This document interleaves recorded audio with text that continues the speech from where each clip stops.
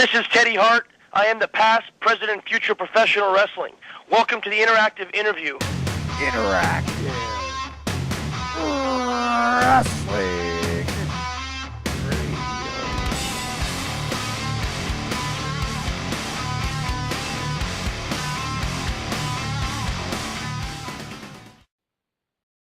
Hello, everybody, and welcome to another edition of the Interactive Interview on the interactiveinterview.com. I'm James Wallstrom, as always, by Daniel Edler, with our very special guest, Teddy Hart. Teddy, how you doing? God's been very good to me. I'm blessed to have an interview with you guys. We're blessed as well. First question I have for you is, you grew up in one of, if not the, most famous wrestling family of all time. Were you always interested in the sport? Yeah, wrestling's always intrigued me. The reason being it's got no rules, and you can basically take any facet of your personality or your character and just go wild with it. And no, it's been there, an option, never forced on us though. I'll tell you that. They've always given us the full, I guess, idea of wrestling is not just wrestling, and there's a lot of other things that come with it, like the traveling and your wife and your kids, and like being a role model at all times. And the cameras are on you, even when the cameras are off you, you're still in the limelight. Mm-hmm. So it was definitely, an option, but they told us everything that came with it, and I thought, professional wrestling is my favorite thing on earth to do. So, and everyone I know in my family that watched us wrestle thought that we had the gift that Owen, Davey, Jim, Brian Pillman, Dynamite Kid, Chris Benoit, all these guys, and they made it. So it wasn't that hard for us to see that if we followed the same path that we could make it. For those listening who don't know, how are you related to the Hart family? My mother, Georgia, is the second oldest daughter of Stu Hart. She's, that's Brett's sister, so I guess that's how I'm related. I'm the oldest grandson of, I think, 35, and I guess you'd call me Brett's nephew. You just said you weren't pushed, but were you at all encouraged to get involved in wrestling? I was. Owen and Brett were always very encouraging of that. They'd help me out if I got in the business. They'd provide the connections, which Brett has done like the most unbelievable job of opening up doors for me. No, they gave, like I said, they gave us a very overall view of professional wrestling, and they let us make our own decisions. That's why it's so fun for us, because we did get to see everything else. I got to be a hockey player first. I got to be a soccer player. I got to play football, and I found all those sports are unbelievable. But professional wrestling, like I say, has got a couple extra things, like you control your gimmick, you control your uniform.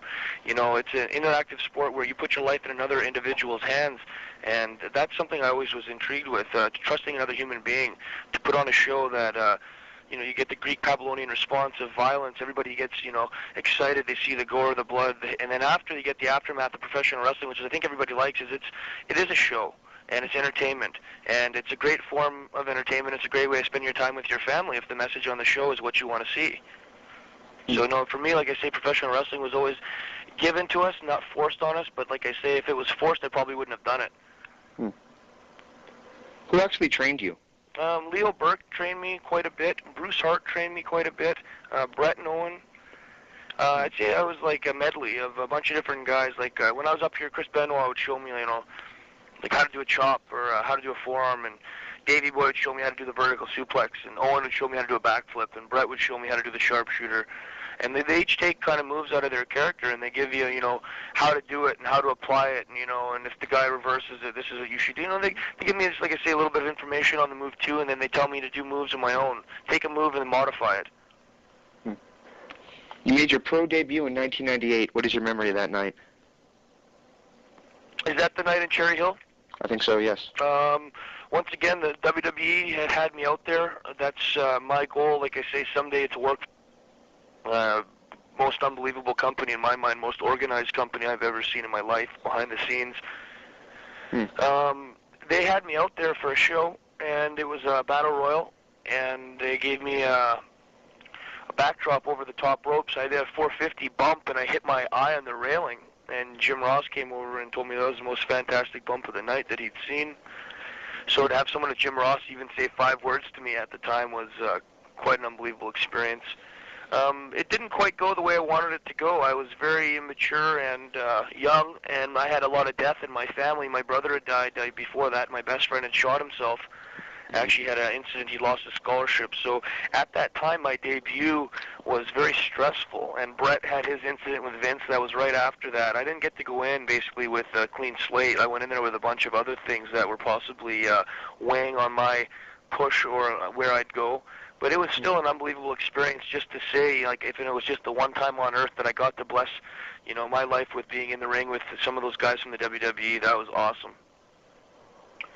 In an interview in 2001, Brett spoke of your wrestling style, saying that it isn't his style, but he enjoys it. Brett also said that Stu said, quote, it's a good way to get your neck broken. How does Stu feel about your wrestling? I go out there and I have a motto that I risk my life for the world's entertainment, that I'm willing to die in the ring. Professional wrestling is my life. If any other individual can say it and say it with validity, if I end up going in if I break my neck in the ring or I pass away in the ring, there's no better place for me to go. It may sound crazy, but in my life, this has been everything. Professional wrestling is my life. And a lot of people say the moves I do are very, very risky, or you're going to break your neck. And it's like, what? It comes down to two things. The people on earth are going to either cheer for me or they're going to hate me. And if they cheer for me enough and they like me enough, I believe their prayers, their cheers and their tears will keep me safe from ever breaking my neck. That's my faith in people, and that's my faith in God. So when I go out there, I'm basically showing you that I'll put my life on the line, I'll put my career on the line, because I have that much faith in the people, because the people have that much faith in me. They spend $20, $30, $50 to come into the arena to watch a show. I'm not going to go out there because there's no way of keeping stats or, controlling a wrestler to push himself to do more stuff. Because, like I say, it's an entertainment. You don't know what more the guy could do. So for me, it's like you're not going to have that question at the end of the night of, like, could Ted Hart have done more? You're going to realize that I probably could have died 3 or 4 times out there willingly. And I'm going to point it out to you to let you know. And until you realize that, like I say, you may not appreciate Ted Hart's style. You might say he's going to break his neck. Stu understands now. And I think Stu would say Ted goes out there and he gives the fans, even if it's 50 of them, everything. Maybe it's too much, but in my mind, the work those fans do, they don't have a decision to tell their boss to beat it, that they're not going to put up, they're only going 50% tonight. So in my mind, I work for the people. And the people would like me to go out there 100% of the time and risk my life every day. So that's what I do. And I have no problems doing it. If I'm going to break my neck doing it, then so be it, as part of God's plan. And for that, I have a great respect for you. You mentioned just a second ago WWE tryouts and whatnot. How come that didn't materialize to spot on their roster? I do believe that it may have been like WWE had a bigger plan for possibly our family down the road. People were not giving the right people from our family, I'll say, weren't giving the WWE the right respect for what they've done. We're a great wrestling family, and my grandfather and Brett and Owen have done, like I say, everything right in the business. But if there was no guy in the States providing $1 million contracts and providing, satellite and pay-per-view, and as Vince McMahon puts his balls on the chopping line constantly for people, and I find he doesn't get the proper respect from the people. People are always looking to blame him or bitch at him about something he didn't do, and it's like, why don't you look at all the things he did do? He's pushed the envelope on TV a lot, so you can see a lot more stuff on TV that you would have never seen before. Good, bad, or ugly, it's your choice to watch it or change the channel, but at least he's giving you the option of doing it. I wasn't ready for it, and I think, like I say, they saw that, and they saw that I had a lot of talent, but my mind wasn't there. And like I say, it was nice enough for them to give me a contract, take it away from me. It let me know what it was like to be them and what to strive for in the future. So when I lost my job, it was very, very hard. And Bruce Pritchard was the individual that let me go. And he said to me, he goes, if you make it back, you'll have a lot more power, and if you don't, no one will ever know you're even here. And I was kind of like, whoa, yeah, it's true, I haven't made my mark yet, so I better keep my wits about me for the next 3 or 4 years if I want my job back, basically. It's like they scorned me, they burned me, but they didn't kill me, and they left me out, and they said basically if you can get up and fight, get up and get up and get up and make a name for yourself again, that you will be back here if it's meant to be. And so far it looks like maybe it's meant to be. I think the first 3 matches I've had on international soil since I've made my return have been pretty good. Like I say, I'm not blowing any smoke on my own ass. I'm just going on what the computer said, what Meltzer said, what people like you guys are saying. You just mentioned about Vince and your tremendous respect for what he does and whatnot. But after the Montreal incident between Brett and him, would it be at all hard for you to work for him, given perhaps the information and stories that you may have heard from the family? No, Brett gave me permission to work for Vince McMahon, and that was why I'd do it. Brett said that regardless of what happened with him and Vince, it's not my problem, and Vince has never done anything personally to me, anything ever, except for be very nice. He donated $25,000 to my brother's trust fund. My brother passed away. Vince McMahon flew our family out, me, my friend TJ. He flew us down to Vancouver with Owen. He let us wrestle a little match like before the show started. They threw a referee in the ring for us. No, it's like I say, I don't have any problems working for Vince McMahon. It would be an honor. If I could work for any guy on earth, that's the only guy I'd work for specifically. Otherwise, I'll run my own show in Canada. I don't want to work for anybody. I can't handle taking an order from somebody that I think myself knows more about the business, more about life, more about what kids want on earth, because I'm walking the streets living with them. Vince is the only guy that has his thumb on the pulse of the people still that I believe, and he's smart enough to know talent. And if someone comes in there that's impressive, they're going to get the right push based on putting asses in seats. So I don't know if that helped. Like, I don't know if I'm off the topic on that question, but like I say, no, I have no problems working for Vince. Like I say, it'd be an honor. If there's any guy on earth I'd work for, it'd be him first. Bret Hart, like I say, gave me a blessing on that, and he said, you know, if any guy could help your career out, it'd be him. What memories do you have of the match you had with Sabu at the Stampede Wrestling Anniversary Show? Sabu is one of my favorites because, like, I believe he always puts his ass on the line for the people. So it was an honor. It was like a dream come true to work him, but I'm a very technical wrestler. I don't know if I've been able to show it in my styles on TV yet, but Sabu had a torn bicep on his left arm, and wrestling in my mind still has certain rules in Canada and North America. We like to work the left arm. You know, it's easier to get a match done. And he couldn't do anything with his left arm that was damaged. So I had the homicidal, genocidal Sabu at like 50%. And even at 50%, they say that was one of the best matches in Sabu's career since he's, you know, kind of taken, you know, less bookings and stuff. That it was like the old Sabu back again. He did a lot of stuff. The fans really liked it. For me, it was one of my all-time favorite matches because I did a move that I hadn't seen anyone else ever do before. I did like a front twisting through a table off the top to the outside, and the fans went apeshit. And Sabu said that was one of the best high spots he's ever seen in wrestling. He really liked it. And Sabu was he never injured me or anything in there. He was very cool, at the same time very scary, very respectful of me, but at the same time letting me know what I could do right or what I could do wrong what I did right and what I could change, you know, to better my performance in the future. It was one of those kind of things where it's like you're in awe. This guy is literally like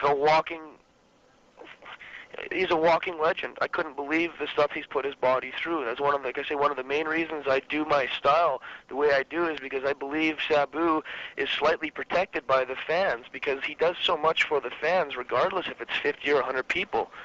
So my thing was to try to go out there, not show Sabu up, but get Sabu's respect as a worker and then show Sabu what I could do as an athlete. And I think I got both my points across with him fairly well. He told me after the match that was excellent. And one of his friends is named Pee-wee. Pee-wee Smith is a little manager from ECW used to be. And he called me up and said Sabu had spoke to him and said that Ted Hart had a really good match. He was a gentleman, and he wants to work me in the future. So if I'm telling you right now, I get Sabu, and I wasn't able to come through with the first one. I never tapped out. I never gave up. I mean, I passed out of blood loss. But the next time I get Sabu in the ring, if it's anywhere, I mean, in North America, you better call the police. You better call the riot squad because that's going to be a shit show. I'm telling you right now, it'll be nuts. If there's rafters or roofs or cages, this is my first hardcore match. Now I'm aware of what weapons I can use, and I have a bunch of stuff in store, even for my great friend Sabu, as much respect as I have for him. Understand this is my business. I plan on taking over, and Sabu's one of the first guys I'm going to have to leave on the chopping block. What is your memory of the NWA TNA Super 8 tournament? Super X tournament, pardon me. That was fucking, so sorry. It was crazy. It was my first time, like I say, going down to the States to wrestle guys that I knew were actually, you know, quite good caliber. It's one thing, like I say, to go to Ring of Honor. I was aware of what they do, but TNA, I'd never actually seen the show. I don't watch TV a lot in Calgary. I teach at kids wrestling school, so I'm usually so busy. It was overwhelming, to say the least. Jeff Jarrett was such a gentleman to me. They didn't bring up the Owen thing. Hey, man, sorry to hear what Owen started. It was like everybody acted like Owen was there still. He's watching us, and good luck, and kid, don't worry, they're all watching you up there. And Scott D'Amore was real cool to me. He was like an older brother out there. He came up and he told me what to do and like what not to say, and then put your headphones on and go in the corner and just be quiet and get ready for the match. He kept me really calm, not get nervous. You've done this before, and then I did my match with Johnny Storm, and it was so cool to see those people relate me to Owen and Brett, and I could see them make the relation once they said my name, and it was like I was over. And I can't thank anybody but God, Owen and Brett, for doing that, because I did nothing on my own. I just walked the path of being a wrestler, and because the people that walked the path before me were so good, it made my job so much easier. At the same time, I have to go out there and put on a legit performance every time, because the people before me were known for being consistently the best in the business.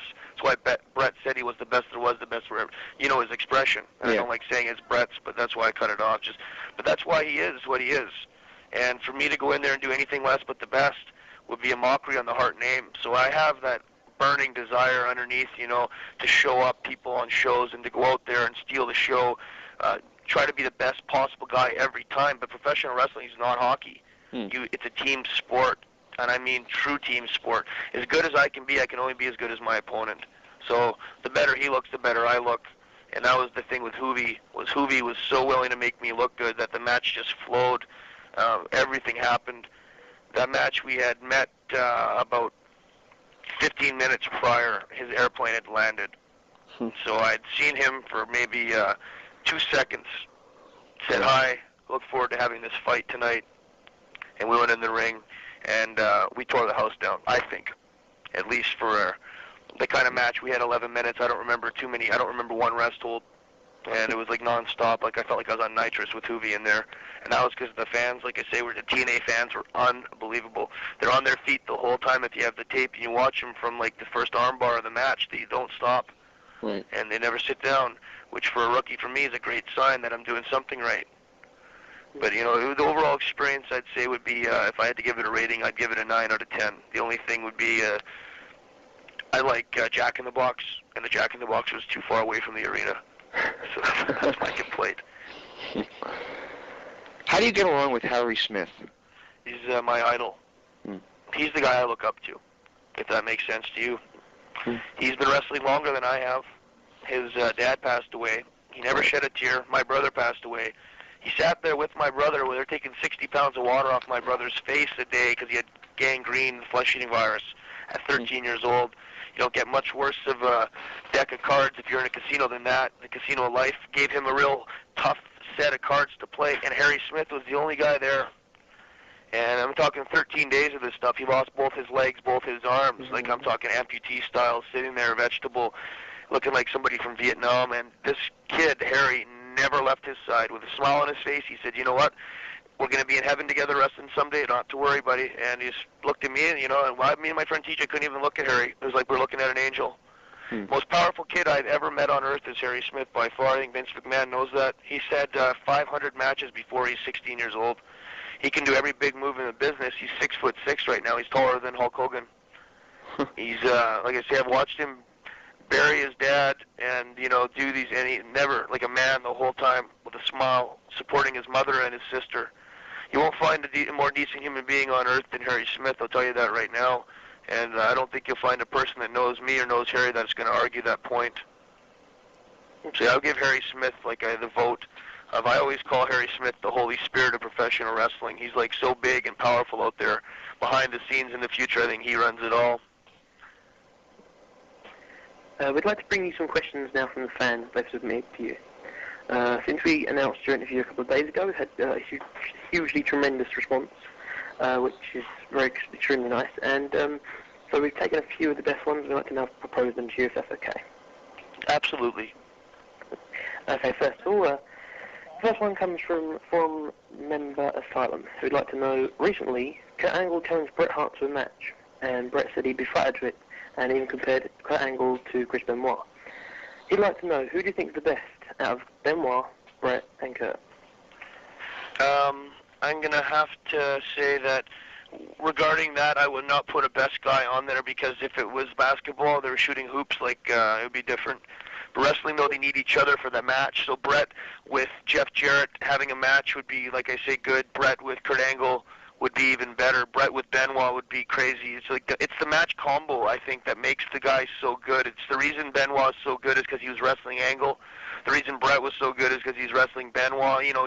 Each one of those guys can take a guy, any guy, and make a good match out of him. I just think it's the combination, though. Those three together have the best chemistry for creating good matches consistently. So it'd be very difficult to say that I like Bret better than Kurt Angle or better than Benoit. I would have to say no comment, or say that I think they're all equal.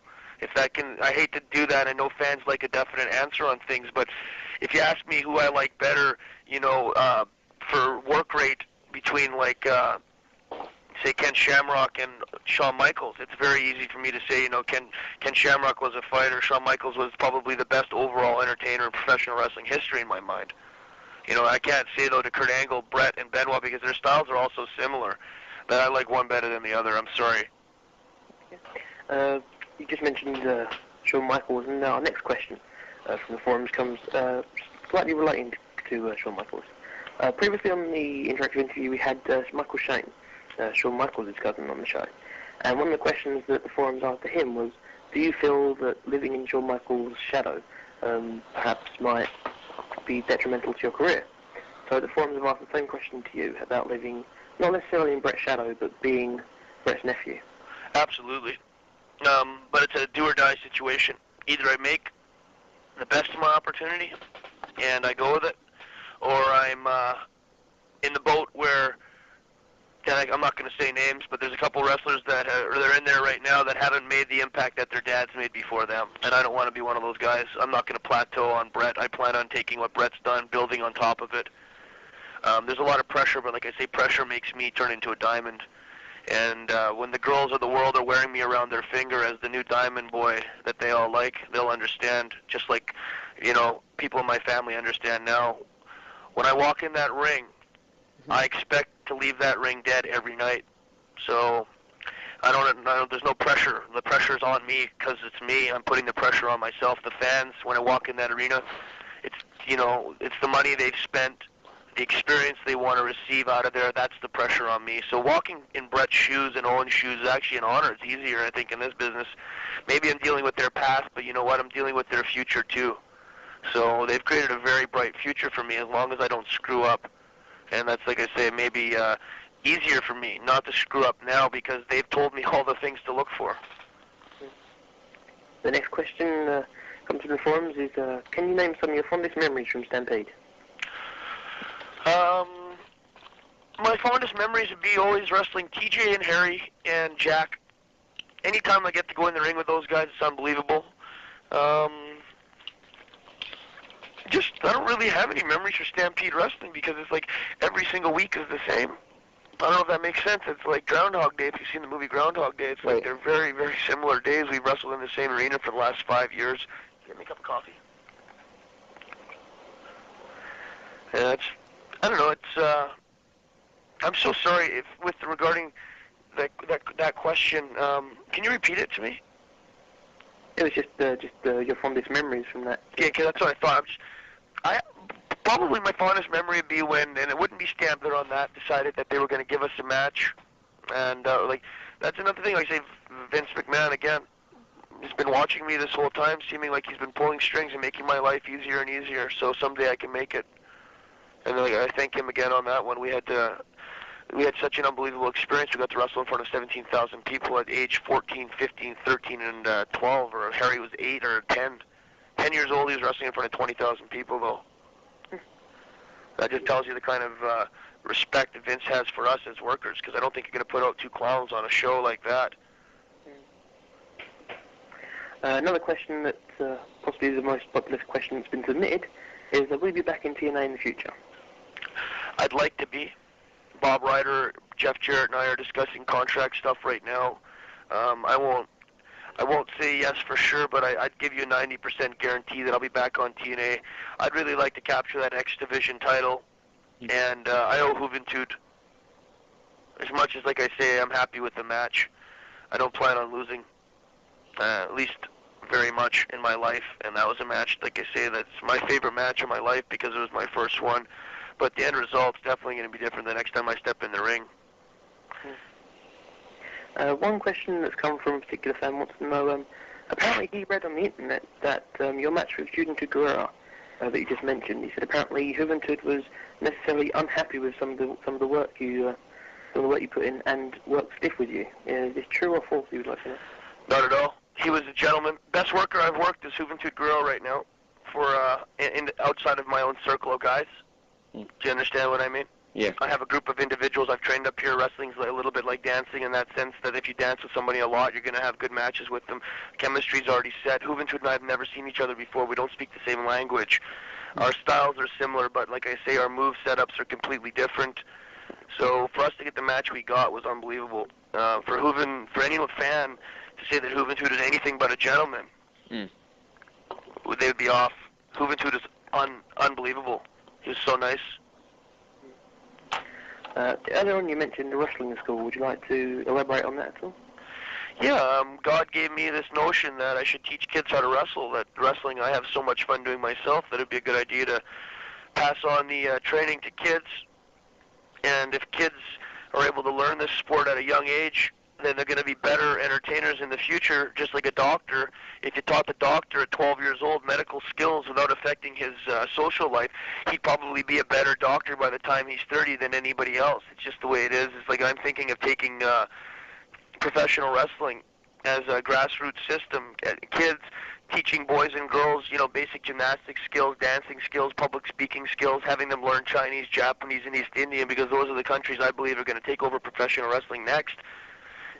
So it's like I take wrestling and I try to look at it as a universal option. You can get to these other countries by having a professional wrestling license. It's like you're a driver of a vehicle that can land on any country out there. So no, my big thing would be with training kids. I love doing it, and I'm watching kids get better and better every day, and they're doing more things that I've never seen the human body do. And it's based on little kids. I'm able to learn a lot more moves training with a little kid that has no fear than training with a 25-year-old adult that's got a house, wife, and kids to worry about. And I don't know if that makes sense to you. It's like people, when they get in the ring, they have all these inhibitions. They have things that are trapping them, keeping them down. But you get a kid, he's got nothing to worry about. He's got no fear. He's got, he's very flexible. He's willing to learn. So that's my thing with kids, is that I'm willing to teach kids, stuff. And if it's donations or whatever, I'm not out there to make money with the kids. I'm out there to try to help out, provide a role model for them, provide a friend for them, a facility that's got a roof over their head so they don't got to be out on the streets hustling, hanging out, getting a shit. I'm like a guy that wants to give kids an opportunity, and because God gave me an opportunity to entertain kids. So I understand the power of a kid. I understand the power of a woman that creates a kid. So my big things are, like I say, I have a really good girls wrestling school up here right now to protect the females of the earth. And my big thing with kids is that I can teach these kids moves and shit that no one else can do. And at a young age, and by the time they're 20 years old, they've been doing this shit for 5, 6, 7 years, longer than anybody else, just like me. That's why we're better than most of the world at professional wrestling, because we have more experience. One final question before we go into associations is how can promoters listening to the show book you on their shows? Dave Penzer from inyourfacebookings.com actually has my contract right now. Basically, he's working with any company out there that would like to hire me. You can speak to him and let him know what you'd like to do. I am taking any bookings right now in North America. So I'm very interested in getting my face out there and showing the world why I say I am the past, present, and future professional wrestling. Excellent. Now we'd like to go into some word associations with you, where you can either, for each name, you can just give a 1 or 2 word answer, or if you've got a story you'd like to tell, you by all means you can tell that. Is that okay? Fine, no problem. Excellent. Okay. Right. First name we've got for you is Bret Hart. Bret Hart's Bart's one of my heroes, and he's an inspiration for me and many kids on Earth to strive, like I say, to reach your dreams, that anything's possible in this world as long as you don't give up. Bruce Hart. Bruce Hart's a visionary. He's one of the guys that takes a kid, some pimple-faced little kid like myself, maybe a TJ or a Benoit or a Dynamite or Davey. He sees potential in him, and like a grower, Bruce Hart sits there, waters the seed, makes sure the sun, shines on the seed, and eventually that seed grows into professional wrestlers that Vince McMahon, Inoki, whoever, Jeff Jarrett can use someday. Bruce Pritchard, those guys. Bruce Hart's kind of like the setup guy. He gives you the basic information you need to go out to the real world, which is the wrestling world, and make it. TJ Wilson. He might be right now close to the best technical wrestler on earth. He's as good right now, I'd say, as Malenko and Benoit. And those are Guerrero. Some of those guys are very, very tight. Kanemoto. TJ Wilson right now is up there. He's probably, I'd say, the hardest training wrestler right now in North America besides Kurt Angle that I've seen face to face. He's in the gym at least 4 hours a day every single day. He wasn't blessed, like I say, with a lot of size or family background, just like Chris Benoit, but he was blessed with an unbelievable drive, never to give up. And if you stand in his way, he's going to tear you a new asshole, dude. He's going to get right over you. He's just a machine. All he wants to do is make it so he can provide other people in this world with opportunities they didn't have on their own. Harry Smith. Told you he's my hero. It's the one guy on earth I put up. He's the Holy Spirit of wrestling to me. He runs it all. That's one guy I try to impress at all times, and I don't take an order from anybody. That guy tells me what to do. Besides him, maybe Vince McMahon. I don't answer to another soul on earth besides God. Vince Russo? I don't have a comment. I don't know him well enough. He was very nice to me when I saw him, very polite, told me to say hi to Brett. So I have nothing but, like I say, Vince Russo was cool. He was cool. Now some word associations brought forward by Adam Santa. We'd like to know your words on Hybrid Wrestling Coalition. Hybrid Wrestling, I'd say, was decent to me. They gave me an opportunity to work. It was cool. I'm not a huge fan of the fact that they run one show a month, and they're very inconsistent, not very organized, but they're more organized than any other company in Calgary right now. So I give them that kind of credit. But no, Hybrid Wrestling's got a lot of work to do. Bad News Allen is a saint, in my mind, one of the best guys in the business ever. And Dave from Booster Juice, he does his thing. He puts his ass on the line quite a bit with Hybrid, puts a lot of money out there for guys to try to get stuff started. He's got a good heart. And Rick Titan's the other guy that runs it. And Rick's doing his part. He's working hard with the kids, trying to help out kids and get kids off the streets and in the gym. He's working at a gym right now, World's Gym. I think he's the head rep for all the World's Gyms in Calgary. And that company is respectful. They're very respectful, and I'll give them 2 thumbs up. Can I throw one in? Matt Rats? Matt Rats is a concept I created with Eric Bischoff and Graham Owen. It's kids wrestling, combined with freestyle skateboarding, combined with freestyle rap, basically like 8 Mile show with like X Games show, Tony Hawk style, and professional wrestling. The reason my show it was so different is because it was all light heavyweights. It was like an X Division show, basically the X Division title match that you saw. The whole show is like that. There's a couple options. The ring's different. I'm not going to say what's different about the ring. You're going to have to tune in. If we get TV again, you'll understand when you see this ring. It's quite state-of-the-art. We've changed, like I say, the dimensions of the ring slightly, and we've also put like hydraulics and shit on the floor of the ring. So there's parts of the ring that are like interactive. You can press buttons and stuff, and the computers like make them move, and like springs will open up. And this is on the floor. You press a button, there's a trampoline on the ground. You can actually hit this thing and make probably 20 feet of air, get into the ring and hit a move on a guy. And just different things to provide the fans that have been watching the same stuff for 20 years a different option, a different way. You know what I mean? Right. Yeah. Okay. What's the concept? What's the possibilities of that getting a TV deal again? I'd say very good, but I'm not going to guarantee anything. I just say that the concept, believe it or not, the day that we signed our contract was the day that 9/11 happened. So we were given, I think, 3 years to postpone the deal. The deal wasn't botched. It was just basically waited. Eric couldn't wait any longer. I couldn't wait any longer at the time. And Vince McMahon, picked up Eric Bischoff, and they brought us into Calgary, and they were very cool to us.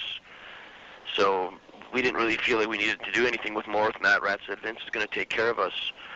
Vince is still, I think, going to take care of us in the future if we take care of ourselves as wrestlers now. But in the meantime, there was no reason for us to sit on our asses or sit on our hands. So I went back to the game plan of Matt Rat's again, and I believe the Matt Rat's game plan is actually pretty close to opening up, coming to fruition. Next on the list is Patrick Myers. Patrick Myers? Mm-hmm. Maybe the most charisma I've ever seen in the business for a new guy. The Hooligans. The Hooligans? Just bitter. They weren't given the face by God they needed to be professional wrestlers. I think that's what they probably wanted to be. I don't know, it looked like they were like mashed potatoes and gravy. If it could take a human form, those two remind me of like a wet fart, or like I said, they're just pathetic to me. They have nothing good to say ever. All they do is bitch. They couldn't go out there and do 5 moves without having a heart attack or shitting their pants. So I can't visually reel and watch somebody talk shit all day long. They can't go in the ring and do anything. So no, I'm not a fan of the Hooligans. The Hooligans are lucky. Like I say, I have a street mentality with certain fans like that, that if I see you out there after the show, I'm a human being, just like you. And in the ring, you can laugh and joke and, you know, poke fun at me, and it's part of the show. But after the show's over, if you're going to be a disrespectful asshole, you know what I mean, I'm going to be a disrespectful asshole back to you on the street. I'm not a very big fan of people, like I say, that don't understand the business and try to talk about the business like they're in the business because they spent $5 on a ticket. Stu Hart in the Dungeon. Founding father of wrestling. Him and Vince McMahon are the 2 most important guys, I believe, in professional wrestling history. They'll go down in the world. Those 2 guys were the forefront runners of getting professional wrestling where it is right now. I love him to death. He's my grandfather, one of my inspirations. One of the toughest sons of bitches I've ever seen in my life. And a scary man, but scary with respect. You want to make him proud. Like Owen said before, you're fearful of him because he's earned so much respect with others, because he has never given up. He's never settled for mediocrity. He's always strived to be the best, and he is the best. And like I say, it's an honor to come from his family. And to represent Stu Hart, Bret Hart, Owen Hart in the future is, like I say, a mission from God that most people on earth would love to have, and I have it, and I'm not going to give it up for anything. Next person is Owen Hart. Best sense of humor I've ever seen. One of the most generous guys ever. When my brother died, he paid for my brother's funeral. He flew us out with Vince McMahon to that show. He was by my side the whole time.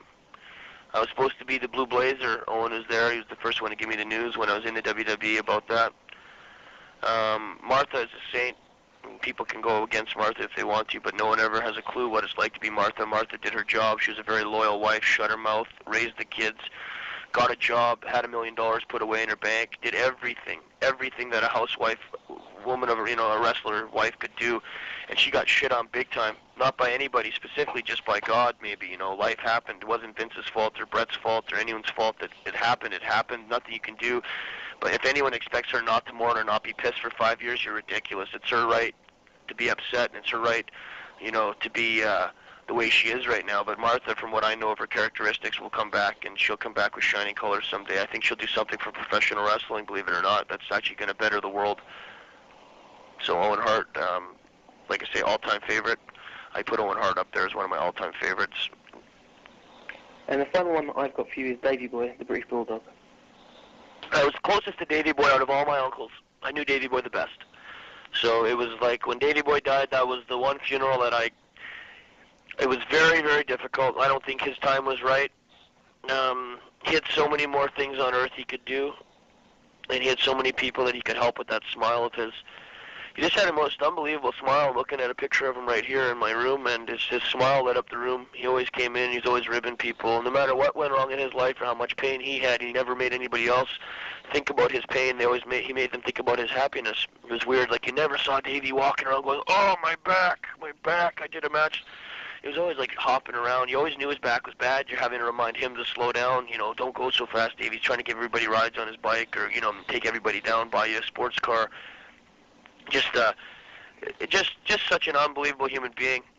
honestly, him and Owen were like the same kind of guys. They're always about having a good time, you know, making people happy, passing on a sport they love to do.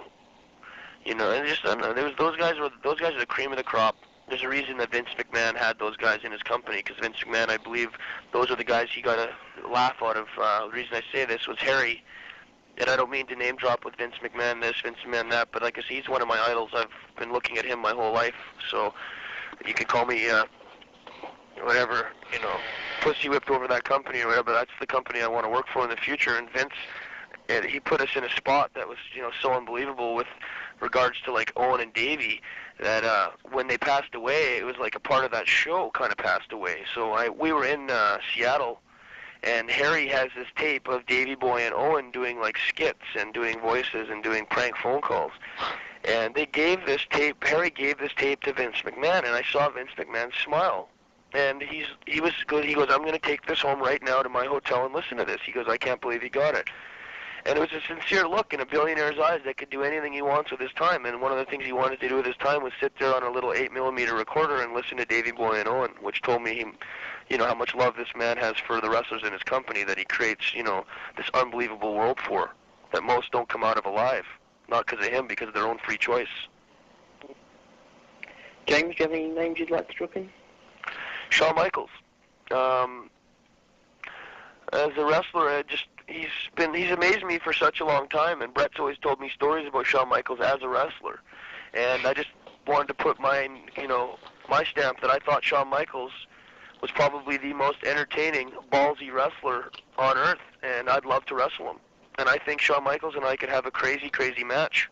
And Michael O'Shea is one thing, but I'd like to get my hands on Shawn Michaels and then get my hands on Michael O'Shea. And that would be, if I could ever get that kind of match. If I have to wrestle Michael O'Shea first, that's fine.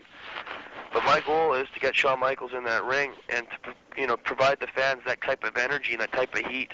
If Brett can't do it himself, which he may be able to, and I don't know, I'm definitely standing in line. I want that match, and I'm going to say it right now. Shawn Michaels was my favorite to watch outside of my family, and he's going to be probably, you know, out of all the guys in the world, that's the match I want. So as an athlete, Shawn Michaels probably was the most impressive overall athlete on earth I've ever seen, with the entertainment, with the glitz, the glamour. So when you see my character, I've taken a bit of Brett and a bit of Shawn and combined it. And I find those guys had the best chemistry on earth. So Shawn Michaels, I'm putting the word out right now that I'd like a match someday with you, if it was ever possible, a dream match, a fantasy match. If you're still in condition, obviously I don't know too many guys that have put their bodies through what Shawn's put their body through, and he's still walking with a smile right now, talking about God.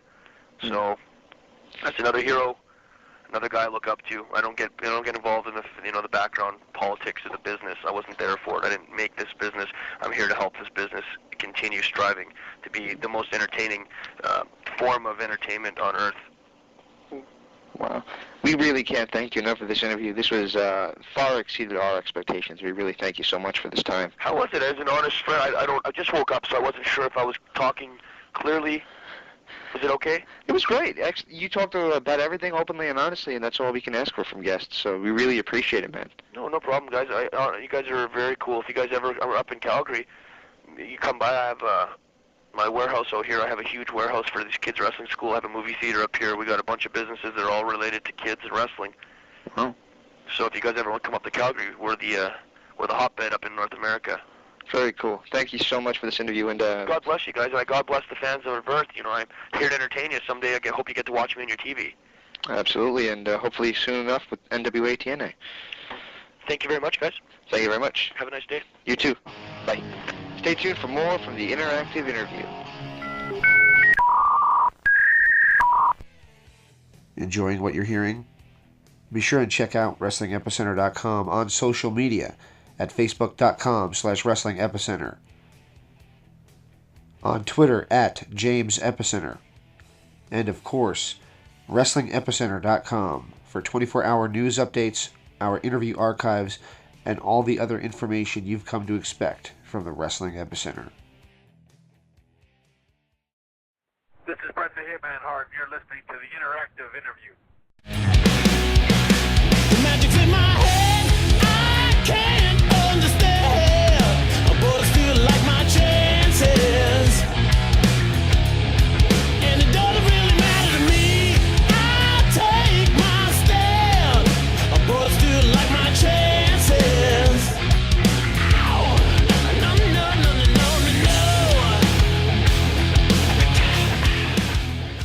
everybody. Welcome back. We just finished up with Teddy Hart. Daniel, what you think? I'm trying to think of a nice witty way to respond to that question.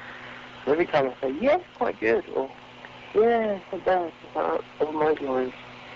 Just as he was talking there, I was sort of thinking, what can I say that's different that I haven't said before? And I was thinking, this is it, so yeah, it's been a good job. So this is on the record, or was that answered on the record, or you want me to stop the tape and go back? No, it's on the record, yeah. Yeah, that's the social reason. Quite pleased with my little answer. But yeah, it's good. Talking about the interview, especially. I liked it. I really did like that. Yeah, I would tell you was definitely... He repeated something a couple of times. But then again, he obviously he felt strongly about all of it. And yeah, he was very up for talking about things, especially himself very into Shawn Michaels for the word association. So I had a guess carrying a word association with this.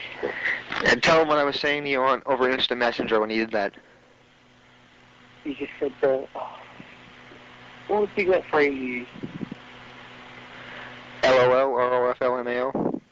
No, yeah, no, ROFLMAO is my thought. I'm laughing my ass off. It's what it means. that's the one. Yeah. I wasn't sure what you said. Just why? Because you brought that up. You said, James, is there anybody else you'd like to throw in?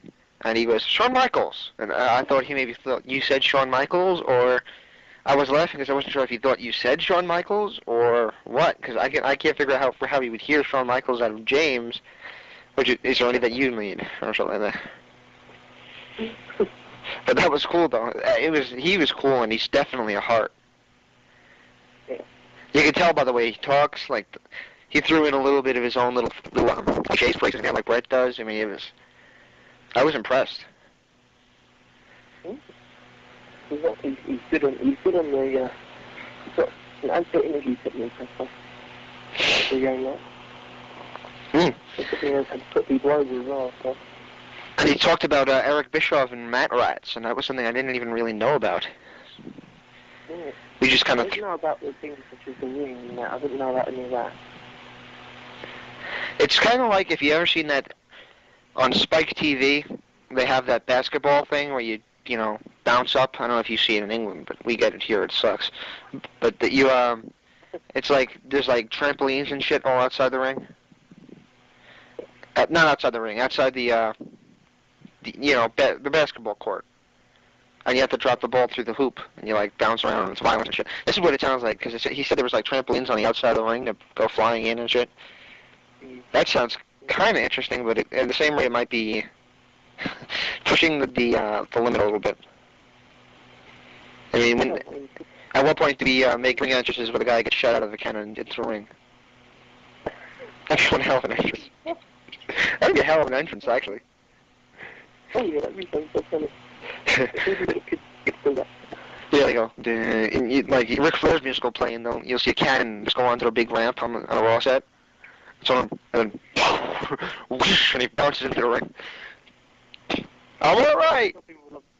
Yeah, people laugh. I like Goldberg. I don't know why nobody else does. The internet people don't seem like Goldberg. I think stop generalizing. What'd you say? Stop generalizing. Stop generalizing. Well, how do you feel about Goldberg? You said the internet. I'm one of them. I like him. Yeah. I like him. I mean, I really thought his book's good, except for things such as Americans. Like his football days and that. It's looking at the Americans and I had actually really cool what was going on. But for foreign chapters, it's kind of boring. His book? Yeah, I love him. He's good. I don't know. I never... He's not good, but he's okay. Yeah. I don't know. For what he is, he's great. I mean, the guy doesn't have to do a lot. I mean, he has the same kind of a Hulk Hogan thing. He doesn't really have to do a lot, but the crowd goes nuts. The only thing is, I'm not sure they're going as nuts. No. It doesn't seem like he's as over as he was in WCW. Yeah, it's still... mean, in WWE, they've had to kind of reintroduce these fans because fans don't really know them.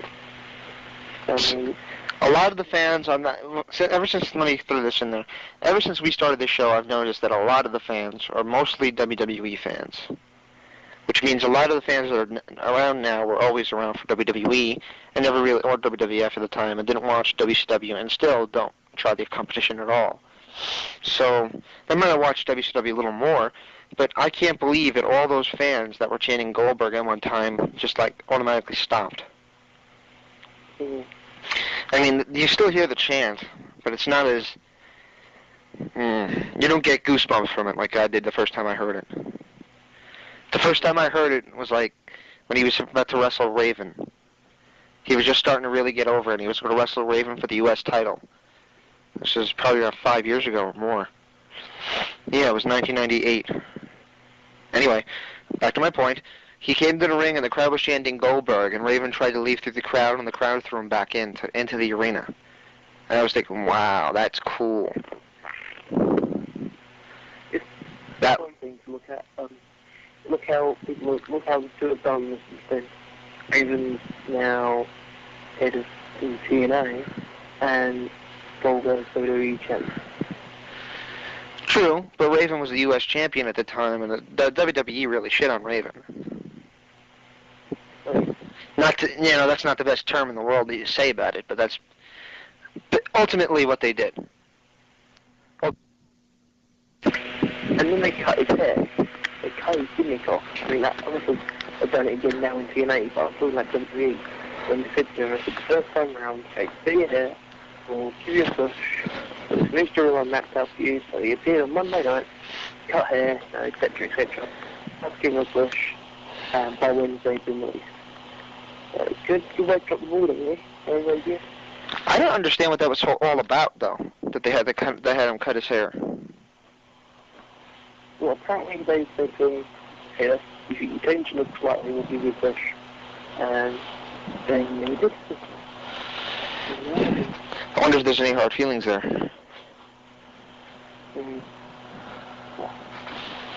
So, I imagine that he probably was slightly annoyed coming to he'd been annoyed. He's been promised by someone, and then he'd like change your appearance or something, or do something. Trust me, in this year of doing this show and meeting all the people we've met, I've gotten close to a couple of people, and I know better than anybody what it's like to have promises broken, and how pissed off you get from them. But I'll leave that at that because I don't want to get in any more trouble with any organization or people. Okay, well, switching gears just slightly, I'd like to announce a couple of things. First of all, just to do a favour of friends, Tracy, advertising on ProWrestling.com is now as cheap as anything. I remember I saw a story about this guy Brian who paid $300, I think it was, to the former webmaster or the former whatever. He paid $300 for 24 hours for pop-ups on the ProWrestling.com webpage. Have a guess how much pop-ups now cost? How much? $35. 35? If you spent it down from 300 down to 35 in 6 months. Why? I think it's because they're just offering it at such a cheap way. I mean, I think it's an introductory rate. I'm pretty sure it's going to go up. It was $30 yesterday. It's $35 today. You know what we have to talk about? What's that? We have to talk about the prize. I know. I was going to move on to that in a second. When you said pro wrestling, that's what The contest first. The contest, yes, the contest. Everybody get on your hands on the buzzers, yes. I like to buy an eye, Alex. Wait, no, it's not Alex. Who's the host of Wheel of Fortune? That's going to bug the shit out of me. Do you have Wheel of Fortune? Yeah, of course we do. But it's different over here for us. Different host. It is? So you don't have Vanna White? Who? Vanna White. She's a woman that was hot about 20 years ago and now looks mildly attractive. Nope. 20 years ago when the show started, she was attractive. Now she's, Another one was pork. Wait, what? Another one was pork. Anybody getting that? No. It's terrible joke. I used it last week, so, yeah. From this, completely unrehearsed, completely Unprecedented. I'm going to ask you a question, and anybody who wants to submit their answer can do so either by emailing me, instant messaging me, or posting on either of my forums, or of course you can email or instant message James. What's the question? The question, I'm just got of it in my head now. I'd like to know what name would Teddy Hart give to his shooting star fresh finisher? Here's the question. And a small hint, small clue. Bret Hart used to use the same name for a movie of WWE. Ah, I know what it is. I think you should give 10 questions. 10 questions? Yeah, because, one question, a lot of people get that right. What's the whole point? So you want to give away all those prizes? One lucky person will get it. One lucky person will carry the random, but all the prizes from all the first entries. Some of those one person at random will be chosen from all the correct entries and be given the prize. The prize being... Shall I continue or do you want to choose it or what? I'll do it. You get a lifetime membership to the ProWrestling.com premium area. Mm-hmm. It's the gift that keeps on giving. Like I said, it's like tube socks, only better. It's like tube socks, only better. Better than tube socks, you say? Nonsense. Nonsense? What the hell is nonsense? Better than tube socks. Lifetime membership of ProWrestling.com, and I stepped on Dan about 13 times in a row now. Go ahead. Shut up. For a person from members area, debuted earlier this year, created completely by the webmaster of ProWrestling.com. It is 110% exclusive. Daniel. Yes. What makes ProWrestling.com premium, or members area, better than ProWrestling.com free area? Many different things. First of all, they get a basic version, an advanced version, of the program that I was talking about, having coded for my website a few months ago, which could be happening to the internet. What program is that? It's the interactive area with, they call it over at ProWrestling.com, they call it my PW, which basically you can click there, read your news board, which is updated million times a day, and then you can put in specific things such as you can put down your favourite TV show, or you can put down your favourite link, and things like that. Customised, completely customisable, to your own, however you want it. No products whatsoever, not a single comment whatever will appear on that page. Nothing will pop up at all, which is great if you're somewhat worried about the fact that some people have even telling me recently that spyware ads are coming up, which means that spyware is basically where a program is installed itself into your computer and runs. It's not dangerous, but it's just nice. There's no spyware ads whatsoever. It's annoying. It's not dangerous to your computer. It's just incredibly annoying. Mm-hmm. Trust me.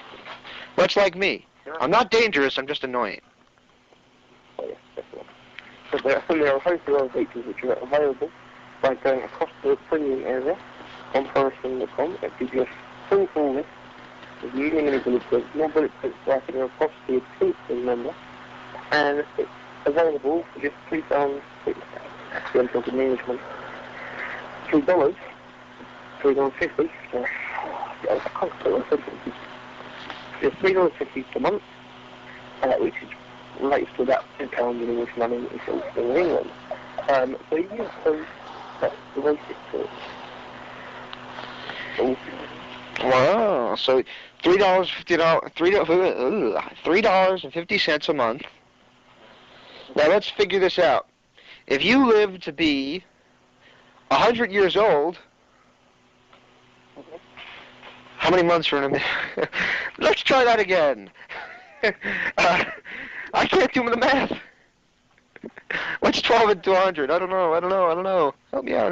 No. Let me presume. Wait a minute. 100. Wait, I can figure this out. I got you. 1,200 months. There you go. Now what's 1,200 times $3.50? Anybody got a calculator? Daniel, do you have a calculator? Nope, I don't. Not in a position to currently obtain a calculator. So if you live to be 100 years old, this prize can be up many thousands of dollars. How about that? Does that sound okay? Yeah. To make up for my fact that I can't do math? But it's roughly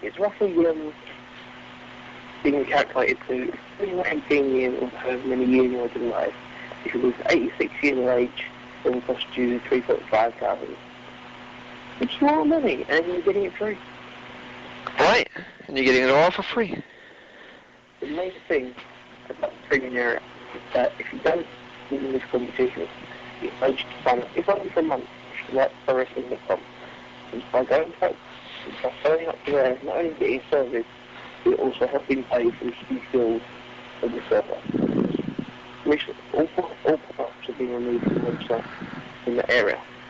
So they're losing a lot of revenue from the products. More than they probably get than this $3.50 a month. So easily, I'd say.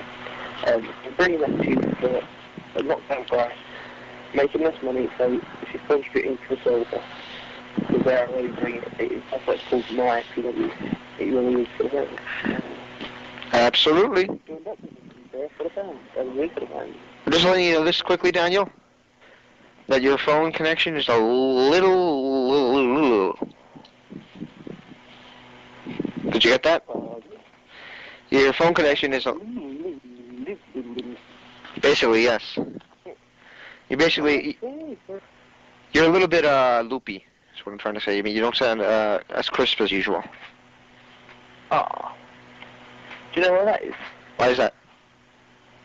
Because I'm at a horizontal angle. Ah, okay, good. Well, what did I want to say here? All right. Well, I just wanted to promote quickly tonight's NWA TNA pay-per-view. Assuming this goes up on Wednesday, I can't talk.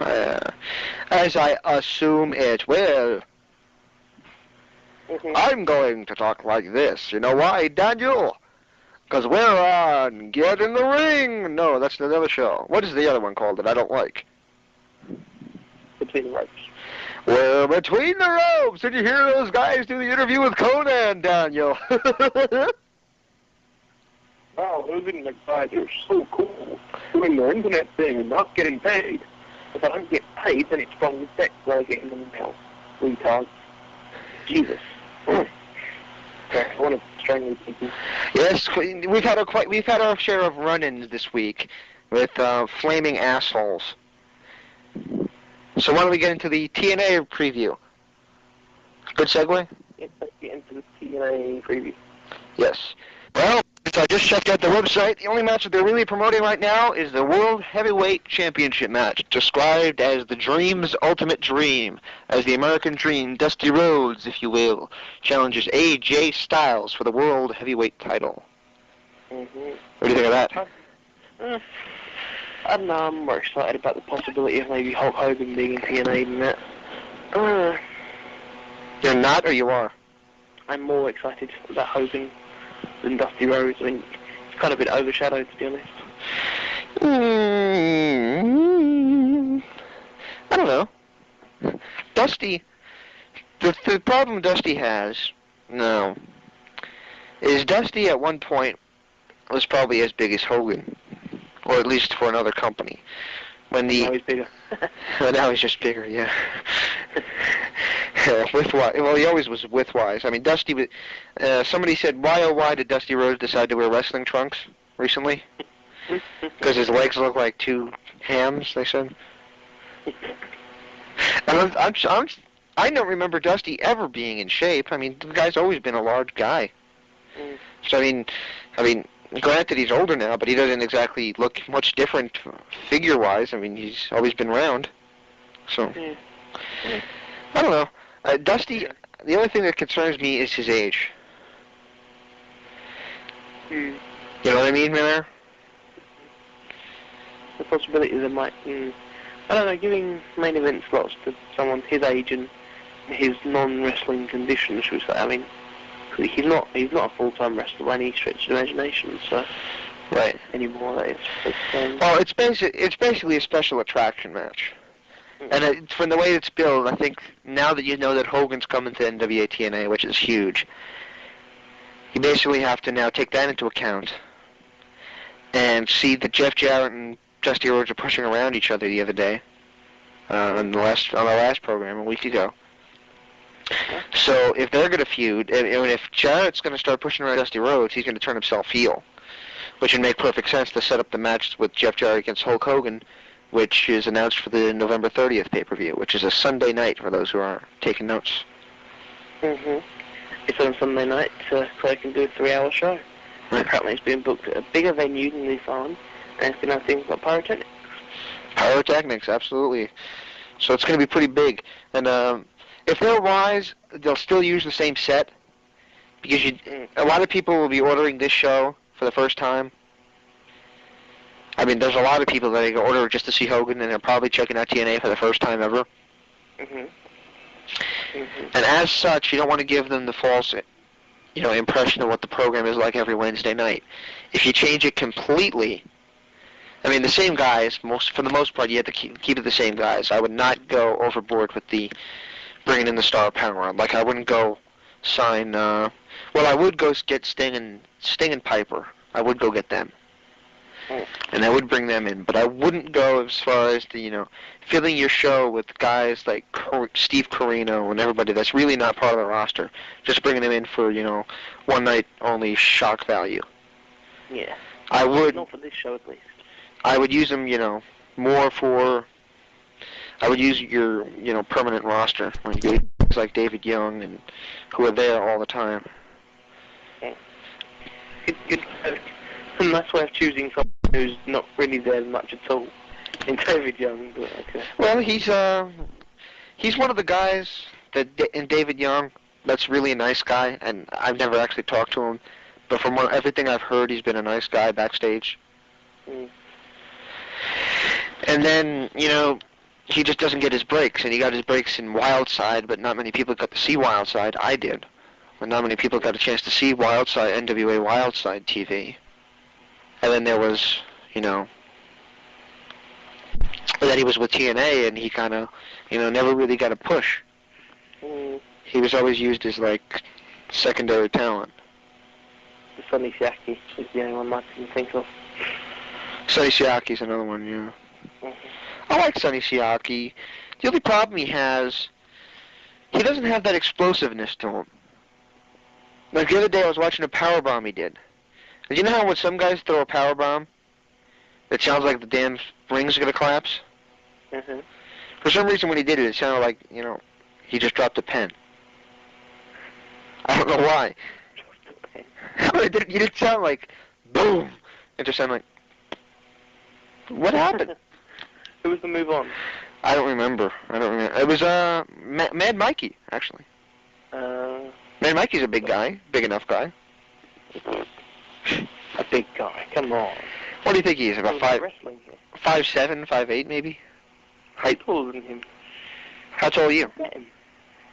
I'm just under 6 foot. Just under 6 foot. Okay. I've met the guy. He's a terribly nice guy. He's great interviews, but he's very short. How short was he? Would you say? I met him when I was 13. I mean. When you were how old? 13. Okay, and you were taller than him then? No, he was taller than me. I'm saying he was short. He was shorter than my dad. My dad's pretty short, so. He looks short. I don't know. Maybe he's around 5'5" or so then. Because that's about how tall I am. I do remember that. Explain this to me, please, and if anybody's out there, explain this to me. I measure 5'7". But when I stand next to people, I'm as short as people 5'5". You clearly can't count. Do I have like bad posture or something? Or what the hell is it? It's either that or you can't count. I'd go for the can't counting one. Yeah, after the whole thing where I was trying to figure out how much if you lived 100 years. Yeah.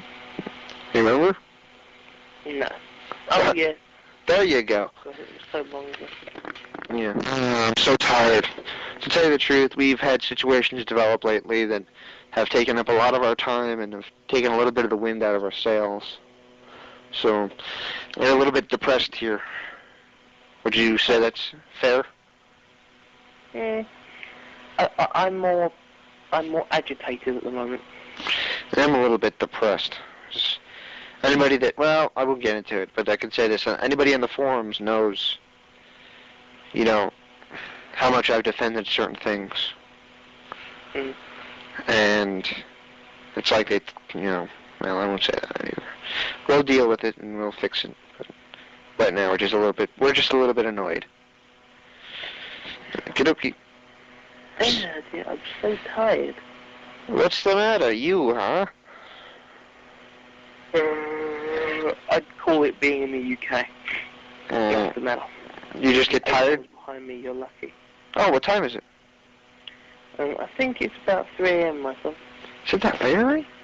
No, it's not. It'll only be 1. Pardon? It'll be 1. It's 5 o'clock here. A little after 5. Yeah, you probably can't count. I mean, it must be 3 a.m. surely. 5 plus 7 is 12. Yeah, I've got a really cool alarm clock thing here. And plus 1 would be 1. Yeah, right, half 1, whatever. So. See, I can count. I had a random guess. Talking like you, talking with you feels like a term thing. So, obviously, I thought like 1:35 was actually 3 o'clock. Yep. I was wrong. Oh well. So, should I share any more stories before I go? Depending on what the stories are. Well, I met somebody about 20 minutes ago, before we started this. Ooh. Not a very attractive young lady, but again, I have no expectations. It's very weird when you meet an attractive young woman and her like 5-year-old daughter sitting right next to her. That's like, I don't know. That's like, she's attractive and she's nice and I like talking to her, but she has kids. Right. I'm dealing. Attractive, nice woman. 12. If she's like 45, then it's fine. But maybe not that old. If she's like 30, then it's fine. She's 28, I think. Alright. That's still relatively fine. Yeah. I'm talking myself into a hole. What were you gonna say? I'm just talking myself into a hole quite comfortably. Okay. Well, the other thing I wanted to say quickly is about NWATNA's contracts. Mm-hmm. And the rumor is that a lot of people signed contracts that said on this show that they weren't going to sign it. So that surprised me, didn't it? Yeah, so some of the names in there surprised me. Yeah. Who WWE apparently interested in. Yeah. Got in there and just put their signature right on the paper in black and white. Yeah, and apparently they're not going to be going there for at least a year now. Exactly. And TNA management has the 2-year option. Do they? Meaning talent can't say, I want to extend it for a year, but TNA can. Oh. So, say say, for example, Michael Shane. Who is no longer working with MLW. Apparently. Apparently, yeah. Go ahead. Well, say Michael Shane. He Michael Shane. Superstar. For some best matches 2003, 2004, and wins anyway TNA World Title. WWE say, oh shit, what do you want him? TNA, even if like Michael Shane says, I'll go to WWE, don't work with him anymore, and TNA don't use him, then Michael Shane could be screwed out of 2 years of contract of possible exclusive deal with WWE just by TNA being bloody-minded if they wanted to, which I'm sure they would. Absolutely, and if you want to know the deal that this reminds me of, was Sabu in 2000. When Kevin Sullivan came back in 2000, one of the people he desperately wanted was somebody who was upset with ECW, and that was Sabu. And Kevin Sullivan, booking for WCW, wanted Sabu. And since Sabu was happy in ECW, he wanted to come. But apparently Paul had a contract. Even though he wasn't paying Sabu, he still had a contract. So, I mean, he wasn't getting his money, which means that Sabu probably could have sued and got out of it. But Paul held on to that contract, and Sabu couldn't go. And before we hang up, I just want to say one quick thing about the ECW fans. And I love ECW fans, but this is what I never understood. Guy leaves ECW, goes to WWE. That's fine. They shit on him. I mean, look at Taz. He's an ring announcer now. I mean, he's not like the human suplex machine he was in ECW. Then Mike Awesome goes to WCW and he's main eventing against Hulk Hogan. He sold out. He sold out. He sold out. What the hell? I don't get it. I never got it. I think the Mike Awesome case I can understand. Because you just left, you kind of just like up and left. Exactly. But apparently, leave him in the lurch. Apparently there was a story there, and if we ever get Mike on the phone again, we feel so horrible for what we did to the poor guy. If we ever get him on the phone again, we have to ask him exactly what the story is behind that. Okay. Because if I recall, he said on a WCW Live thing that there's a story behind it, and it wasn't just that he up and left, that something was going on backstage with him in ECW. So he might have given him notice, for all I know. Yeah. Possibly, I mean, Heyman was annoyed, I must imagine, but I suppose you had other people he could build up, so in the long run. Once again, thank you to David Corleone. Oh yes, I want to say the same thing, thank you. Did he send you more tapes? Oh yes. What did he send you? He sent me the best of TNA, plus 2 other ones. One tape, 3 shows. Cool. What I would do, normally at this stage, I'd lean across and I'd pick up the case, and then I'd tell you what it was. But the small problem with doing that would mean I'd have to open my eyes. And at the moment, nah, opening my eyes isn't going to happen. Good job I'm not doing an interview, because I wouldn't be able to read the questions. I wouldn't be able to notice where the notes are and the prompts are to improvise and whatnot, but Well, once again, we've had a little bit of the wind taken out of our sails today, but better luck will come, and come hell or high, hell or high water, TII will be around for a long, long time. And one thing I just want to say in regards to the ProWrestling.com Premium Area competition, the question once again is, Teddy Hart uses the Shooting Star Press finisher, but what is its name? What is Teddy Hart's trademark name for that move? And Bret Hart used a move in it in the WWF. By the same name? By the same name, but it's not a Shooting Star Press. Bret Hart didn't do a Shooting Star Press. No, God, no. I don't know. I can't. That's why I was so surprised when I saw Teddy Hart. I kind of expected him to be like the low-to-the-ground mat wrestler like Bret Hart was. And he's an aerial. He's like Sabu. He's incredible. But Bret Hart was incredible in his own way. I mean, Bret Hart, I don't know. I love Bret Hart matches. I mean, some of my my favorite matches of all time have been Bret Hart matches. There was one, did you ever see Bret Hart versus British Bulldog, SummerSlam 92? Yes. Fantastic match. That's one of my favorites of all time. That's one that my parents watched, and my parents swore that match, every other match in the card was bullshit, but that match was real. I'm like, no, it's not, but I'm glad you think that.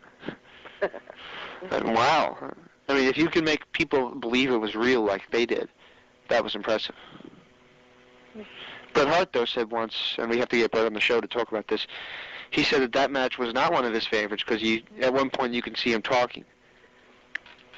And he said he hated when you see people talking in the ring. Not his fault.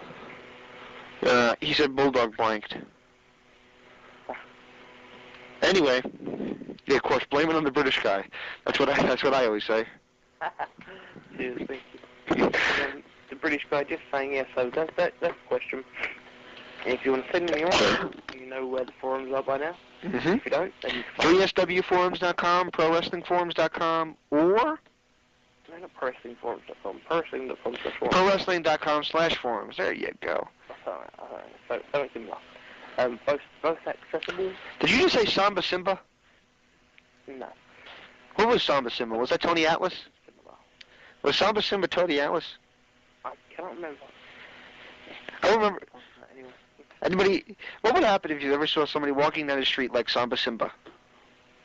Do you know how he used to walk? Yes. Like, I'd be slightly confused what the hell we're doing. he shit himself. That's what happened.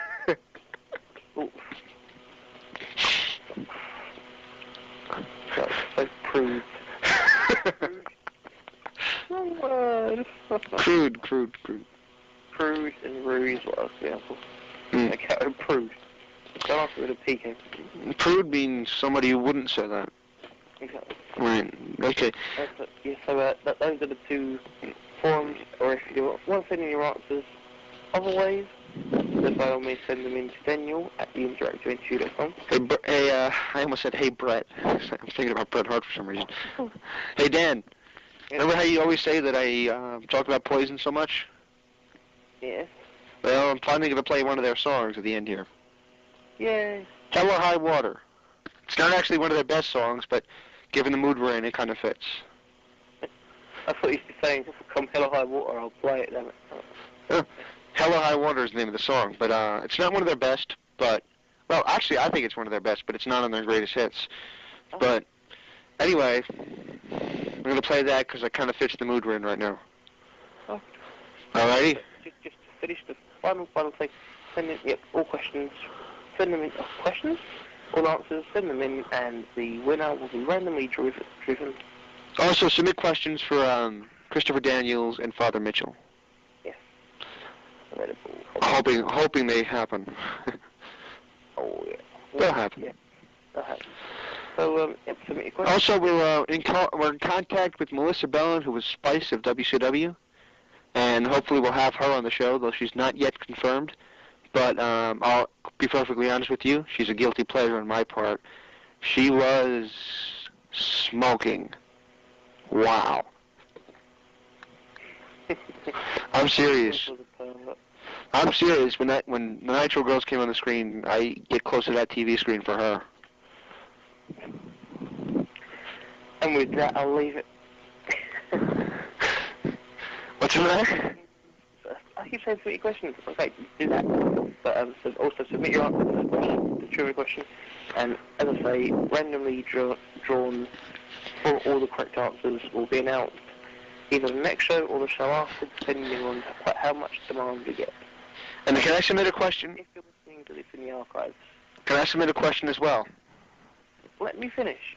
If you're listening to this in the archives, don't bother submitting the answer, because you will have missed your opportunity. You should have found CI before. Naughty. Shame on you. But you can still answer this question. How much wood could a woodchuck chuck if a woodchuck had a woody? going to try and think of something witty, but it's too late for that. Well, stay tuned, fans. This is Hell or High Water by Poison, and for those who are wondering, they are the Glam Slam Kings of Noise. I wonder where I got that from.